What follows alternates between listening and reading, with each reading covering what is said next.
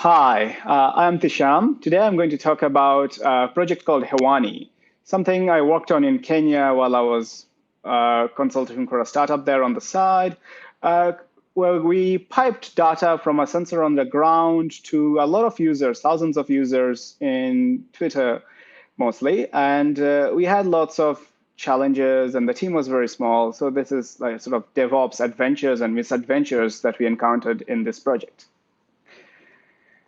So first of all, the background image here is a small article I picked up, people celebrating Bureau of Meteorology in Australia deploying a radar in a rural town in Victoria and saying how this will benefit farmers there. This project exists because this sort of sensors and information shouldn't be a first world privilege. We didn't start with this mentality of greater good. It was scratching our own itch, but it sort of led us to a path where we thought we could benefit what's happening in Kenya. The problem in Kenya is live rainfall information from radar sources or other sources hasn't existed in the last 30 years. Instruments meant for Western countries, which cover hundreds of kilometers in radius, are expensive, and expertise required to maintain them is not available on the ground. And once such an instrument is acquired, it becomes a white elephant and doesn't get maintained until it's too late. And then that's what happened years ago. And technology has come lots of steps now, and disasters such as that portrayed here of rainfall arriving without warning and people losing their lives and livelihoods can be avoided. The solution we came up with is, I'll gloss over it in a sort of a hand-wavy fashion. Apologies for the hyperlink being in blue, but I will publish the slides afterwards. And feel free to ask questions in chat regarding the solution. So these days, there's a lot of radio frequencies available on the air. And you can use the ISM band in the 2.5 gigahertz range, which is ISM band due to its poor performance in moisture, as something that you will pick up radio frequency broadcasts once you've set a baseline expected and pick up what air moisture and rainfall, which will cause attenuation on these frequencies to create a pseudo radar. So if you build such a sensor, you can cover Kenya with $100 equipments, all of Kenya, using some 236 cells. I put together this graphic in QGIS, just using a hexagonal grid pattern, very similar to what telecoms grids look like. And that would sort of end up costing hundreds of thousands of dollars to cover a country instead of a few $1 million to build a traditional live rainfall and observation system. So the team which did DevOps and development and operations on the ground here is sort of 4 engineers or so and a lot of technicians to set up instruments. We wanted to just go for a walk or go for a Gishini really wanted to go for a run. So Gishini was sort of the lead in getting this idea together. He's an MIT electronics engineering and computer science graduate and a serial entrepreneur.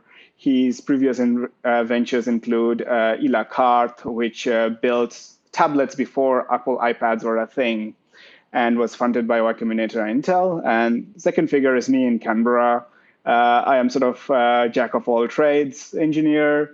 I did electronics engineering, but these days I look after cloud and containers for the Australian government and always keep an eye, as in this project, on RF and electronics. Kimaru was a recent engineering graduate in Nairobi, and Gishini connected to him as a talented developer. He mostly does backend code in Python, and he put together some amazing work in DynamoDB to store our rainfall. So in ways that DynamoDB is probably not meant to be used. So we'll see challenges around that. And Good Life, his real name is Pius, but he goes by Good Life. is an Android and mobile app in general developer who sort of has an eye for design and put together a nice app for us in Android as a prototype. The hardware was inspired by alternative RF systems and interesting hacks that Greg Sharva, who is a professor at MIT that Gishini knows, put together. So rather than using custom hardware and building something as a science project, we took whatever was available off the shelf in terms of electronics and made it work. The research problems became sort of physical deployment and operations problems and DevOps problems, getting data from endpoint sensors to users. If you want to learn more about radar, I recommend you get the book by Greg. This is called Small and Short Range Radar Systems. I don't have the actual hardware with me, but this is a Dingo car I picked up at LinuxConf, sort of shows the principle. So you have some sort of embedded platform, and then you have the hardware, software-defined hardware radio attached to it, and you spin that around as if you're on a little platter, and then you capture surrounding RF environment and look at variations in it to look for attenuation caused due to rainfall. So the idea, we basically brainstormed in a restaurant and put down some notes in a little notebook, and you can see some of the earlier concepts we had of setting the data through WhatsApp and SMS. So the actual pipeline ended up being the RF front ends on site with some software to generate images, which are then sent into an S3 bucket for blob storage, and then some code runs on that, pre-processes that data, removes background and what in radar or other RF stuff is called clutter, then puts rainfall as sparse arrays in DynamoDB in sort of a bursty storage, and then creates rainfall animations and saves those animated GIFs in another sort of blob store, and also performs some now casting, which is not forecasting, but just uses non-physical models, just simple statistical or computer vision-based models to propagate the observations into the future and see where rainfall will be next. So the hardware is on some sites that we normally used for telecoms. The story behind getting the sites is quite funny. So initially, we were putting up whatever we had on top of apartment buildings, talking to some renters and begging and borrowing space. Eventually, I was introduced or met someone during the World Cup in soccer football. He was in a Kenyan bar cheering along the Japanese. So it turned out this person was held a PhD in civil engineering from Japan. His wife was Japanese. And he was the older brother of one of my friends from high school. I went to high school in Kenya. So he operates a set of telecoms towers. He rents them out to telcos. He maintains the site and rents out the space to telcos to host their equipment. So as extra revenue or some small favor to us initially, actually, he had let us use this mobile towers with readily available power and network to install the sensors. Occasionally, our sensor is co-located with fixed wireless sites. I just have to mention Tizeti in Nigeria, who is also a Y Combinator company and runs fixed wireless sites in Lagos. We did some experiments with. So away from hardware and into more DevOps and piping data in Python land. First attempts to get this data around from the sensors to the cloud and to users was using serverless. So I have done some Zappa applications, web apps normally using serverless, and the deployment and the DevOps using Zappa was very smooth. But doing stream-based data proved a challenge. So we naively thought it would just work, but we had some trouble with S3 event-driven pipelines. The S3 events kept getting deleted, and there's still an open issue in Zappa that could use some help. This is a sort of a recurring theme in this talk, I guess, that things should work, and at some point, due to our lack of in-depth understanding of that particular thing, we made some errors. So yeah, so the server, I sort of, at that point when the 3 event-driven pipeline was not working in Zappa, I abandoned Zappa and picked up some boxes, VMs, not bare metal at least, but just some VMs, EC2 boxes. So after that I built like a Snowflake server, essentially. I've recently addressed some of the meltiness of the Snowflake server using Packer, Vagrant, Ansible to sort of repeatedly install our software suite on a box and run it and reinstall if the box starts getting unstable and start up new ones. Components of the pipeline were sort of developed, like the one I showed you in the back of the envelope sketch, were developed progressively as separate Python projects, and they were put into this EC2 box segregated from each other using virtual envs. So essentially, I took like my development machine and put it on an EC2 box and hoped for the best. Regarding doing stuff in Africa and EC2 boxes, it's a side note. EC2 comes from Cape Town, and recently Amazon opened a Cape Town region, and there are some articles in the press regarding EC2 comes home to Cape Town. I went to an Amazon conference there while I was working out of Nairobi, and yeah, it's a beautiful place. Some refer to it as Africa Light.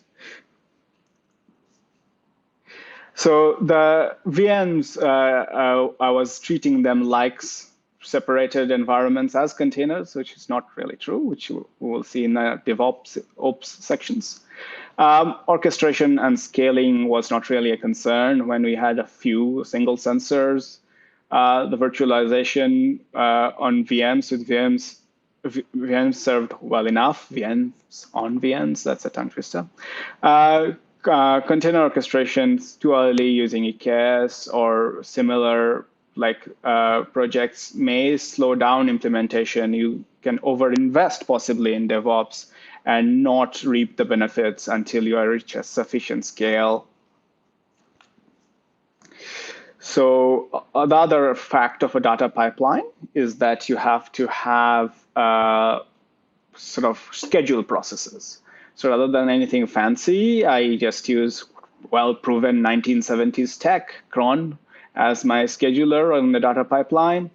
The EC2 boxes worked as Cron boxes to take data from one stage of the sensor coming in pipeline to the next. I use the attribute flag in Cron to spin up the web services when the new boxes started up. And I will talk about some DynamoDB as a distributed locking mechanism to prevent all the crons dogpiling on each other because there's no cross-box communication with the virtual VM-based setup. What I can say about the cron boxes and such is it, again, works fine until you're scaling lots and lots of jobs where maintaining a text file with cron is damaging. One of the DevOps I had is one time I typed crontab-r instead of crontab-e. And the letters E and R are very close to each other on the keyboard. And it got rid of my cron file, E, and stopped everything. So yeah, so that's a small gotcha when your fingers slip. So the deployment, if you're talking about DevOps pipelines, the deployment was using just a Fabric initially until I had the Packer set up to spin up new boxes. So slowly moving to treating my virtual environment boxes as cattle so that I can get rid of them if I make them unstable and make new ones. During the lifetime of a box, new code is deployed using Fabric, which is the Python sort of a wrapper around SSH in Python, and then just Git pulling new code onto the virtual env. And eventually, I've started doing new boxes on fresh immutable builds using Ansible and Packer. So I said that lots and lots of data goes through this pipeline. So there are multiple buckets. There's 3 buckets. It could be any other blob store or any other sort of cheap storage. So there is a bunch of raw sensor data, which sometimes arrives, sometimes doesn't arrive. Pre-processed sensor data, which has the background and clutter removed and the important bits preserved. Some rendered animations, which we reuse for Twitter posts. Some nowcast results. So again, nowcasting is the act of taking the information we have for the last 15 minutes or an hour and projecting it forward another hour to give near real-time rainfall location warnings. We also have some meteosat imagery from EUMETSAT, which sort of are geostationary satellites capturing hemispherical imagery over Africa. There are 2 of them at 0 degrees and 41.5 degrees. The Australian equivalent of that will be Himawari, the Japanese geostationary satellite.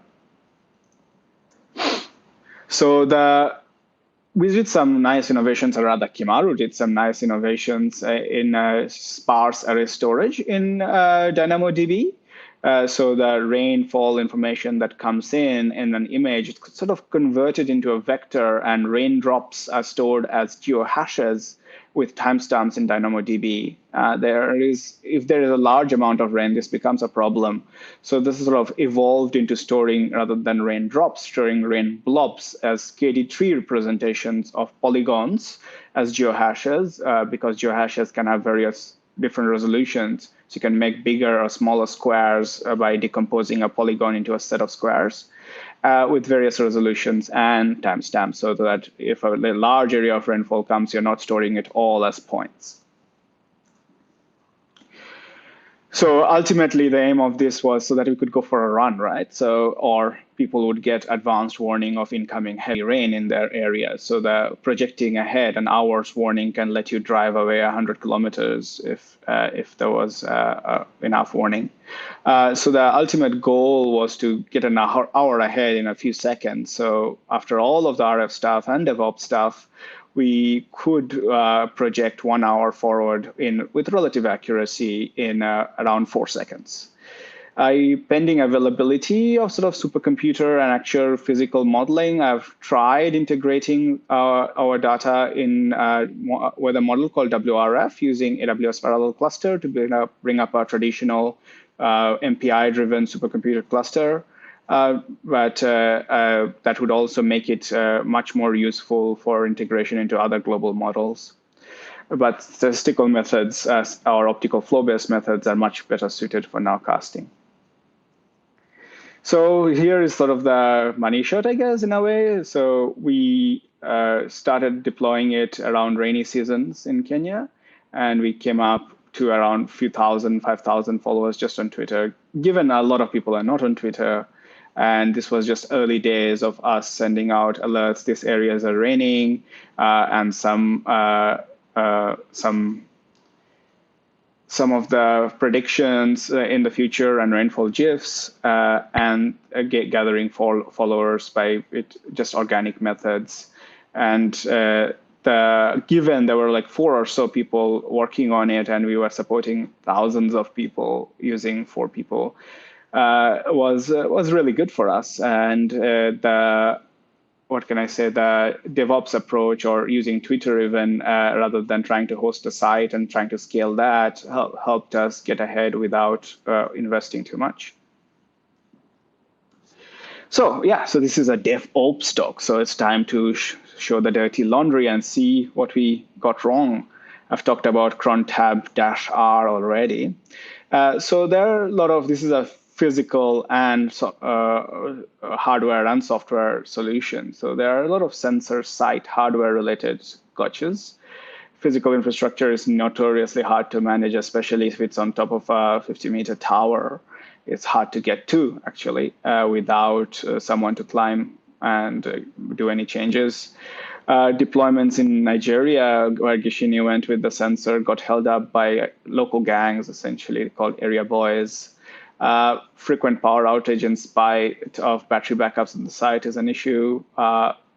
the grid in Kenya is very notorious for killing equipment using surges. If you go to buy any electrical equipment in Kenya at, say, Hotpoint, which is one of the electrical retailers, there are signs at the checkout saying, if you use this equipment without a surge protector, we don't warranty it. We'll sometimes run out of 3G data. We had flaky connections in the Ethernet and power cables. So not really using top of the line $100 connectors for external connectors in the rain. So some of the lessons we learned was to use better connectors and better cables and so on. Yeah, we had some serverless gotchas, which I've alluded to. Serverless sounds good, but we found it difficult for the event-driven stuff. It's good for it, but I guess I struggled with the particular Zappa gotcha, and I didn't have enough time to follow on it or contribute back to fix it. The serverless is also not great for long-running functions, which we are using heavy RAM, which we were doing for the Meteosat-based nowcasting or integration of the rain information from the sensor into the Meteosat background data. We had some S3 gotchas. I would say this is a general point for data-intensive applications. So it's DevOps challenge, which I have day-to-day these days, even at Geoscience Australia, where I am at.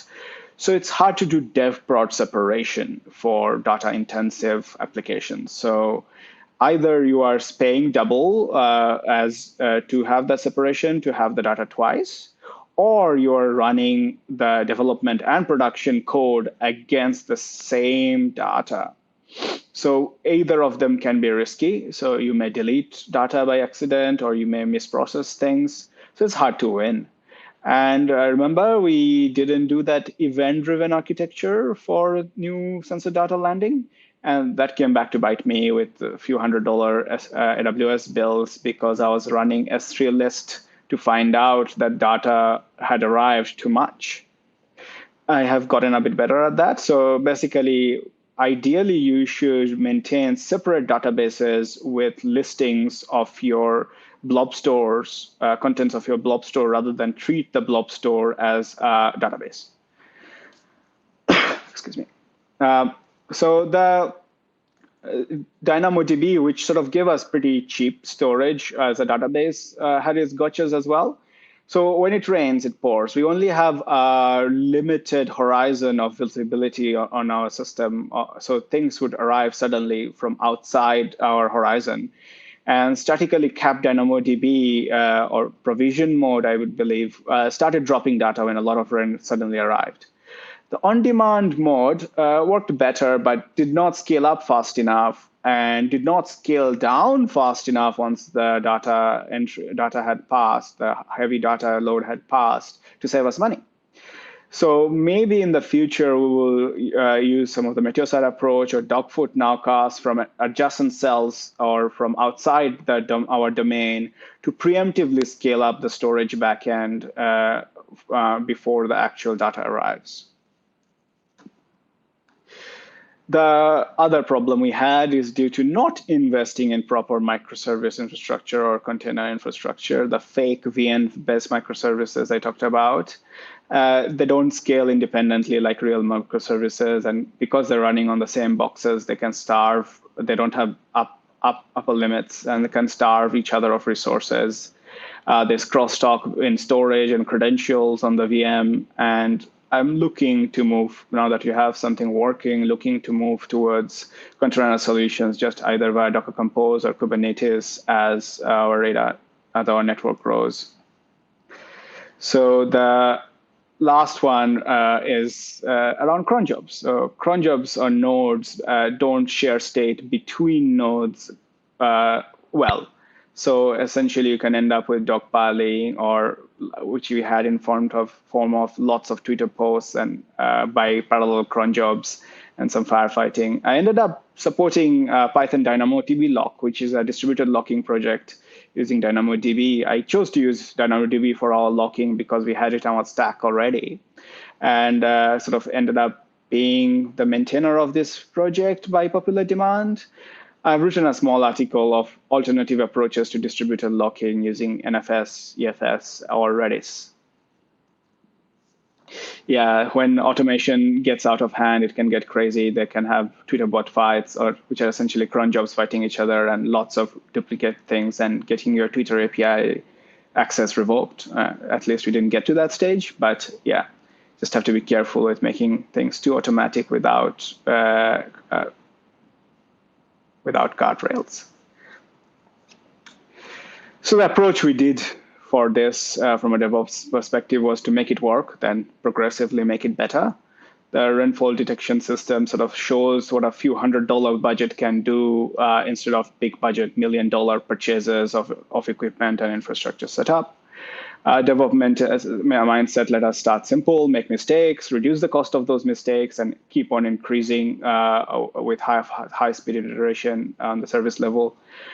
Also, iterating on hardware in Kenya is hard. I've done a separate presentation at PyCon about building hardware in Kenya. It is better to start with off-the-shelf stuff and rather than get bogged down in custom development, which was like invaluable advice from Greg. Yeah, just ask some questions in chat. I hope there have been questions in chat as I've been presenting. This is a slide from Henrik Nieberg, which has been around for a few years. I've seen it at the various conferences. Rather than building out a car from wheels and body and to the final usable product, just building simpler usable products at each stage. What this diagram doesn't show, however, is that underneath these things, it may seem wasteful, this building lots of different things. Under these things, there is a factory for making reusable parts. So making aluminum bars, making handles, making wheels, making flat pieces of fiberglass.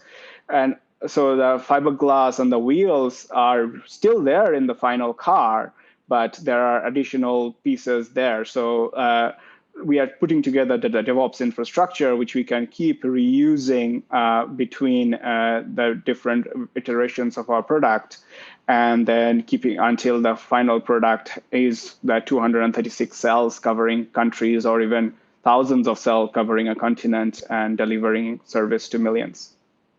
Yeah, that's the end of my presentation. Thank you.